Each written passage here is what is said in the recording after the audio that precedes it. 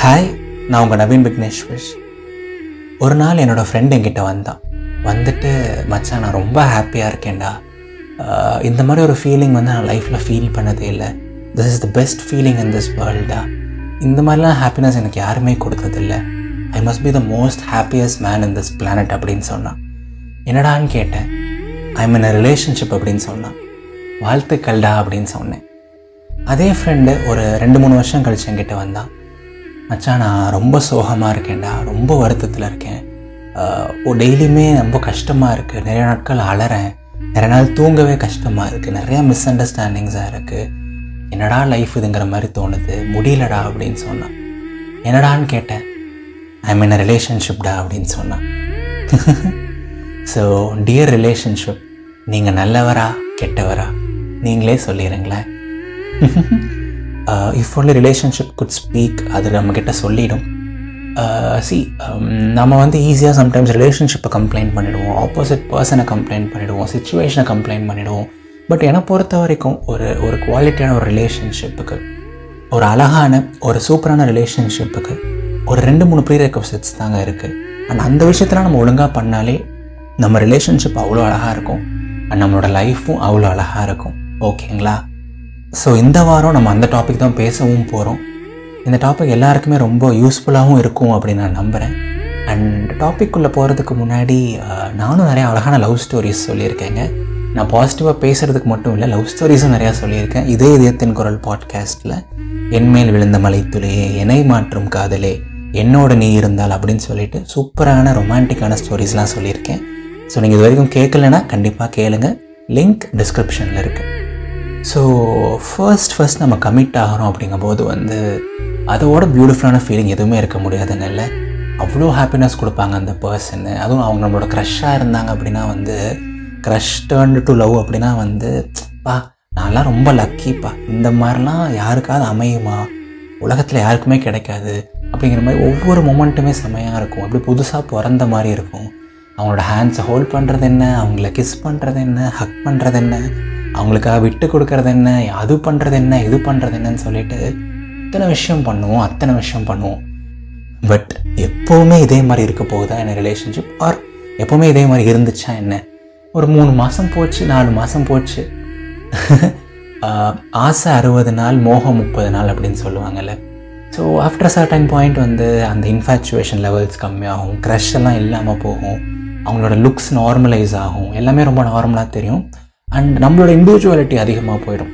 So we become 2 different individuals, basically 2 different humans. And அந்த 2 different humans, 2 பேரோட attitude வேறு, 2 பேரோட உலகம் வேறு, அவங்களோட தாட்ஸ் வேறு, அவங்களோட வாழ்க்கை முறை வேறு. ஸோ எல்லாமே டிஃப்ரெண்ட்டாக இருக்கும்போது அந்த ரிலேஷன்ஷிப் எப்படி சர்வைவ் ஆகுது, அதுலேயும் எப்படி ஒருத்தர் இன்னொருத்தரை விட்டு கொடுத்து போகிறாங்க, இல்லை எப்படி அந்த பொசசிவ்னஸை ஹேண்டில் பண்ணுறாங்க, எப்படி அந்த மிஸ் அண்டர்ஸ்டாண்டிங்கை ஹேண்டில் பண்ணுறாங்க, அந்த ரிலேஷன்ஷிப் லாங் லாஸ்டிங்காக இருக்கா இல்லையா, அந்த மாதிரி ஏகப்பட்ட விஷயங்கள் இருக்குது. ஸோ அதனால தான் நான் சொல்கிறேன், இனிஷியலாக வர அந்த 3 மாதம் 4 மாதம் நீங்கள் யாருக்கூட கமிட் ஆனாலுமே உங்களுக்கு செம ஹாப்பினஸ் தான் இருக்கும். பட் ஆஃப்டர் தட் ஸ்டார்ட் ஆகுதுங்கல்ல, that is the real relationship and that is the real test of love அப்படின்னு கூட நான் சொல்லுவேன். ஸோ ஃபர்ஸ்ட் திங், ரிலேஷன்ஷிப்புக்கு போகிறதுக்கு முன்னாடி நாம் ரிலேஷன்ஷிப்புக்கு முதல்ல ரெடி தானா அப்படிங்கிறது ரொம்ப அவசியங்க. அந்த ஃபேக்டர் ரொம்ப அவசியம். I could see so many people இப்போல்லாம் ஸ்கூல்லேயே கமிட் ஆகிடுறாங்க. 6th 7th 8th படிக்கும் போதெல்லாம் லவ் பண்ணுறாங்க. மீசை இருக்கோ இல்லையோ அவங்களுக்குலாம் காதல் இருக்குது. ஆனால் so no disrespect to anyone, இது வெரி இன்ஃபேச்சுவேஷன் அப்படி இப்படிலாம் சொல்லிட்டு நான் எதுவும் டிஸ்மிஸ் கூட பண்ண விரும்பலை. பட் ட்ரஸ்ட் மீ, நீங்களே 7th or 8th தான் படிக்கிறீங்க, ஒரு 11th or 12th தான் படிக்கிறீங்க. அதுக்கப்புறம் லைஃப்பில் நீங்கள் பார்க்க வேண்டியது எவ்வளவோ இருக்குது, போக வேண்டிய தூரங்கள் எவ்வளவோ இருக்குது. நவீன் விக்னேஸ்வர் 10th ஸ்டாண்டர்ட் இருந்த நவீன் விக்னேஸ்வர் வேறு, இப்போ 6 வருஷமாக நான் ஒர்க் பண்ணிகிட்ருக்கேன். இப்போ இருக்க நவீன் விக்னேஸ்வர் வேறு. நான் 10th லவ் பண்ணிகிட்டு இருக்க ஒரு பொண்ணு கூட கமிட் ஆயிருந்தேன் அப்படின்னா, அதுக்கப்புறம் இத்தனை வருஷத்தில் இத்தனை ஜேர்னியில் நானே ஒரு 6 டிஃப்ரெண்ட் பர்சனாக 7 டிஃப்ரெண்ட் பர்சன்ஸாக மாறிட்டேன். எப்படிங்க அந்த ரிலேஷன்ஷிப் சஸ்டெயினாக இவ்வளோ தூரம் வந்திருக்க முடியும்? ஸோ அதுக்கப்புறம் நம்மளோட கரியரோட பாத் எப்படி போகுது, நம்மளோட ஜேர்னி எப்படி போகுது, நம்மளோட லைஃப் எப்படி போகுது, நம்மளோட ஆட்டிடியூட் எப்படி ஷேப்பப் ஆகுது, நாம் ஒரு பர்சனாக எப்படி ஷேப்பப் ஆகிறோங்கிறதே எனக்கு தெரிஞ்சு +1 +2 காலேஜ்க்கெலாம் போனதுக்கப்புறம் தான் நமக்கு லைஃப்பை பற்றி ஒரு அண்டர்ஸ்டாண்டிங் கிடைக்கும். லைஃப்பை பற்றி ஒரு மெச்சூரிட்டி கிடைக்கும். லைஃப்னா என்னன்னே அப்புறம் தான் புரியும். ஃபர்ஸ்ட் லைஃப்பை புரிஞ்சுப்போம், அப்புறம் லைஃப் பார்ட்னரை தேடுவோமே. அஃப்கோர்ஸ் நம்ம ஒரு சில எக்ஸப்ஷன்ஸ் சொல்லலாம். இந்த மாதிரி இவங்கெல்லாம் பார்த்தீங்கன்னா ஸ்கூல்லேருந்தே லவ் பண்ணி கல்யாணம் பண்ணிக்கிட்டாங்க, இவங்கெல்லாம் ஸ்கூல்லேயே லவ் பண்ணி இது பண்ணாங்க. பட் அதெல்லாம் வந்து பார்த்தீங்கன்னா 1%, 2% தாங்க. I could see so many people ஒரு பாயிண்ட்டுக்கு மேலே பிரிஞ்சு தான் போகிறாங்க, ஒரு பாயிண்ட்டுக்கு மேலே பிரிஞ்சு தான் போகிறாங்க. And I would never ever recommend anyone to fall in a serious relationship. அதுவும் ஸ்கூலில் இருக்கும் போதெல்லாம் தயவு செஞ்சு படிங்க, இது படிக்கிறதுக்கான வயசு, சரிங்களா? ஸோ நான் சொல்லணும்னு நினைக்கிற 2 ஃபேக்டர் வந்து கரெக்ட் டைமில் கரெக்ட் பர்சன் கூட ரிலேஷன்ஷிப் வரணும். அப்போ தான் அந்த ரிலேஷன்ஷிப் அழகாக இருக்கும், அப்போ தான் அந்த ரிலேஷன்ஷிப் 2 பேருக்குமே ஹாப்பினஸ் கொடுக்கும். ஸோ எதுதான் அப்படின்னு கரெக்ட் டைம் அப்படின்னு நீங்கள் கேட்டிங்கன்னா மேபி காலேஜஸ் ஓகே. ஏன்னா நம்மளோட ஹார்மோன்ஸ்லாம் ஸ்கூலில் அந்த ஏஜ்லேயே பயங்கரமாக ஒர்க் ஆக ஆரம்பிச்சிடும். உன்னை லவ்வே பண்ணாமருன்னு சொல்கிறது கஷ்டம். இன்னும் கொஞ்சம் தள்ளி போடேன்டா, ஒரு 2-3 வருஷம் பொறுத்துக்கோ, என் காலேஜ் போய் பண்ணுன்னு சொன்னால் நீங்களும் கொஞ்சம் கேட்டுப்பீங்க, லைஃப் பற்றி கொஞ்சம் அண்டர்ஸ்டாண்டிங் இருக்கும்ல, அதனால நான் சொல்கிறேன். பட் ஸ்டில் என்கிட்ட யாராவது பர்சனலாக கேட்டாங்க அப்படின்னா வந்து காலேஜ்னே வந்தால் கூட வந்து கொஞ்சம் ஃபைனல் இயர், ஒரு ப்ரீ ஃபைனல் இயர், இன்ஜினியரிங் படிக்கிறீங்கன்னா ஒரு 3rd year final year, some other டிகிரினா ஒரு 2-3 இயர்ஸ் போகட்டும், கொஞ்சம் கரியரில் கொஞ்சம் செட்டில் ஆகுங்க, கொஞ்சம் நல்லா படித்து அதில் ஸ்டேபிள் ஆகுங்க, அதுக்கப்புறம் கமிட்மெண்ட்குள்ளே போகிறது ஐடியல்னு நான் சொல்லுவேன். ஒன்ஸ் அகைன் ஏன் அப்படின்னா வந்து I have seen several people ஏர்லியாகவே கமிட் ஆகி அதுக்கப்புறம் அந்த ரிலேஷன்ஷிப்பில் ப்ராப்ளம் வந்து அது அவங்களோட கரியர் அஃபெக்ட் பண்ணி அதனால் அவங்க ஒழுங்காக படிக்காமல் நிறையா கஷ்டப்பட்டு அதெல்லாம் நான் பார்த்துருக்கேன். ஸோ இப்போ உண்மையிலே உங்களுக்கு ஒருத்தங்க மேலே ஃபீலிங்ஸ் வந்துச்சு அப்படின்னா கூட you can still be friends with them இல்லையா? ஒரு 2-3 வருஷம் கூட நல்ல ஃப்ரெண்டாக இருக்கலாம், அதுக்கப்புறம் கூட வந்து நீங்கள் கமிட் ஆகலாம் இல்லையா? ஸோ நான் சொல்கிறது எல்லாமே வந்து ரொம்ப ரொம்ப ட்ரிக்கியான ஆஸ்பெக்ட்ஸ். பட் அதை நீங்கள் கரெக்டாக புரிஞ்சுக்கிட்டு கரெக்டாக இம்ப்ளிமெண்ட் பண்ணிங்க அப்படின்னா வந்து அந்த ரிலேஷன்ஷிப் உங்களுக்கு நிறையா ஹாப்பினஸ் தான் தரும், நிறைய நல்ல விஷயங்கள் தான் கொடுக்கும், ஓகேங்களா? ஸோ கரெக்டான டைமில் கமிட் ஆகணும். அண்ட் செகண்ட் பாயிண்ட், கரெக்டான பர்சன் கூட கமிட் ஆகணும். ஸோ அது என்ன நவீன் கரெக்டான பர்சன்? ஒன்ஸ் அகெயின் நான் ஆல்ரெடி சொன்ன அதே எக்ஸாம்பிள் தான். ஃபஸ்ட்டு 3 மாதம் 4 மாதம் எல்லா ரிலேஷன்ஷிப்புமே செமையாக தான் இருக்கும். புது பால்காரி செமையாக தான் பால் ஊற்றுவா அப்படிங்கிற மாதிரி எல்லாமே ஃபஸ்ட்டில் செமையாக தாங்க இருக்கும்.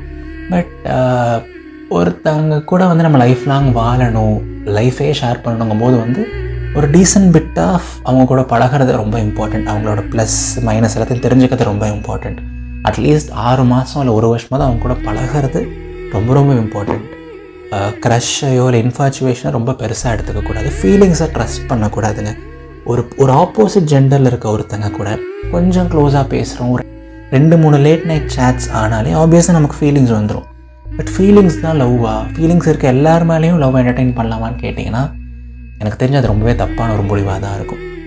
ஃபீலிங்ஸ் வந்து சம்டைம்ஸ் ரொம்பவே மிஸ்லீடிங்காக இருக்குங்க. ஃபீலிங்ஸை மட்டுமே வச்சு இல்லை க்ரஷ்ஷை மட்டுமே வச்சு நம்ம சம்டைம்ஸ் கமிட்மெண்ட்டுக்குள்ளே போயிட்டோம் அப்படிங்கன்னா வந்து அந்த ரிலேஷன்ஷிப் மட்டும் நமக்கு டாக்ஸிக்காக அமைஞ்சது, அந்த பர்சன் மட்டும் டாக்ஸிக்காக இருந்தாங்க அப்படின்னா வந்து ரொம்ப கஷ்டப்பட்டுருவாங்க, ரொம்ப கஷ்டப்பட்டுருவோம். அதுலேருந்து வெளில வர்றது கஷ்டம், உள்ளேயும் போக முடியாமல் வெளியும் வர முடியாமல் நம்மளோட லைஃப் எஃபெக்ட் ஆகி, ஹெல்த் எஃபெக்ட் ஆகி, மென்டல் ஹெல்த் எஃபெக்ட் ஆகி பயங்கர கஷ்டப்பட்டு இதெல்லாம் நடக்கக்கூடாது. அப்படின்னா வந்து கொஞ்சம் ஸ்லோவாக கொண்டு போகலாமே. அஃப்கோர்ஸ் அவங்களுக்கு பிடிச்சிருக்கு, பட் கொஞ்சம் பழகி பார்ப்போமே, அவங்கள பற்றி இன்னும் கொஞ்சம் தெரிஞ்சுப்போமே. இவங்க நமக்கானவங்களாக இருப்பாங்களா? அஃப்கோர்ஸ் இவங்களோட ப்ளஸ் எல்லாம் நமக்கு தெரியுது, பட் இவங்களோட மைனஸ் நமக்கு தெரிஞ்சிருக்கா? அச்சச்சோ இப்போ தான் நம்மளோட ஃப்ரெண்ட் ரிலேஷன்ஷிப்குள்ளே போயிட்டு அந்த பையன் இப்போ இவ்வளோ ரெஸ்ட்ரிக்ட் பண்ணுறான், இந்த விஷயம்லாம் பண்ணக்கூடாதுன்னு சொல்கிறான், ஒருவேளை இவங்களும் 6 மாதம் கழிச்சு இப்படி சொல்லிட்டாங்கன்னா. ஸோ ஒரு சில விஷயங்களை வந்து கொஞ்சம் ஸ்லோவாக எடுத்துகிட்டு போகிறதே ரொம்ப நல்லதுங்க. அண்ட் நாம் வந்து ரொம்ப ஈஸியாக இன்னொருத்தரை ப்ளேம் பண்ணிவிடுவோம், அவங்கக்கிட்ட வந்து மிஸ்டேக்ஸ் இருக்குதுன்னு சொல்லிட்டு. பட் நாம் எந்த அளவுக்கு ப்ராட் மைண்டடாக இருக்கோம், நாம் எந்த அளவுக்கு ரிலேஷன்ஷிப்க்கு ரெடியாக இருக்கோம், நம்மளோட ஆட்டிடியூட் எப்படி இருக்குது, நாம் நல்லா விட்டு கொடுத்து போகிறோமா, நாம் வந்து அவங்க ஆப்போசிட் ஜெண்டர் கூட பேசினா நாம் ஓகேவாக இருப்போமா, நாம் அவங்களுக்கான ஸ்பேஸ் கொடுப்போமா, இதுக்கெல்லாம் நீங்களும் முதல்ல மென்டலாக ரெடியான கேள்வியை கேளுங்க, ஓகேவா? மறுபடியும் நான் சொல்கிறேங்க, ரிலேஷன்ஷிப் வந்து ரொம்ப ரொம்ப பியூட்டிஃபுல்லான ஒரு விஷயம், அது உங்களுக்கு நிறையா ஹாப்பினஸ் கொடுக்கும். But conditions apply. கரெக்டான டைமில் கரெக்டான பர்சன் கூட வந்தால் மட்டும்தான் இது, இல்லைன்னா நமக்கு கண்டிப்பாக அது மூலமாக சேட்னஸோ இல்லை பெயினோ வரதுக்கு நிறையா வாய்ப்புகள் இருக்குதுங்க. ஸோ அவங்க மேலே மிஸ்டேக்ஸ் இருந்தால் கூட வந்து அதை நம்ம ப்ராப்பராக கம்யூனிகேட் பண்ணுறது, ரொம்ப ஈகோ பார்க்காம இருக்கிறது, அவங்களோட ஃப்ளாஸை கூட வந்து பார்ட் ஆஃப் தேர் நேச்சர் மாதிரி ஏற்றுக்கிறது, அந்த மாதிரி குட்டி குட்டி நியூவன்சஸ், குட்டி குட்டி வர்ச்சுவல்ஸ் எல்லாம் இருந்துச்சு அப்படின்னா வந்து அந்த ரிலேஷன்ஷிப் ரொம்பவே அழகாக இருக்குங்க, ரொம்பவே அழகாக இருக்கும். ஸோ நான் இத்தனை விஷயம் சொல்லியிருக்கேன். இதெல்லாம் வந்து ஒரு 7th ஸ்டாண்டர்ட் பையனுக்கோ இல்லை 8th ஸ்டாண்டர்ட் பொண்ணுக்கோ இருக்கும்னு நீங்கள் நம்புனீங்க அப்படின்னா நீங்கள் அந்த வயசுலேயே கமிட் ஆகிக்கோங்க, எனக்கு எந்த பிரச்சனையும் இல்லை. ஓகேவா? ஸோ எல்லோரும் எப்போவும் ஹாப்பியாக இருங்க, சிரிச்சுட்டே இருங்க, உங்களுக்கு லைஃப்பில் பிடிச்ச விஷயத்த பண்ணிகிட்டே இருங்க. அண்ட் எப்போவுமே முழு மனசாக நம்புங்க, வாழ்க்கை ரொம்ப ரொம்ப அழகானது. இது நவீன் விக்னேஸ்வரின் இதயத்தின் குரல். நன்றிகள் 1000. நான் பேசுகிறது ரொம்ப பிடிச்சிருக்கு, பாசிட்டிவாக இருக்குது, இல்லை அழகாக இருக்குது, லவ் பற்றி நிறைய விஷயங்கள் நான் கரெக்டாக சொன்னேன் அப்படி நீங்கள் ஃபீல் பண்ணிங்கன்னா நான் சொன்ன லவ் ஸ்டோரியும் நல்லா தானே இருக்கும். ஸோ நான் ஆல்ரெடி சொன்ன மாதிரி 3 அழகான லவ் ஸ்டோரிஸ் சொல்லியிருக்கேங்க, ரொம்ப அழகான கேரக்டர்ஸ் க்ரியேட் பண்ணியிருக்கேன். அப்படியே ஒரு டிஃப்ரெண்ட்டான ஒரு ஃபேண்டசி வேர்ல்டில் வாழ்கிற மாதிரி இருக்கும் அந்த கதையை நீங்கள் கேட்டிங்க அப்படின்னா. ஸோ நிறையா பேர் அதுக்கு டைஹார்ட் ஃபேன்ஸாக கூட இருக்காங்க.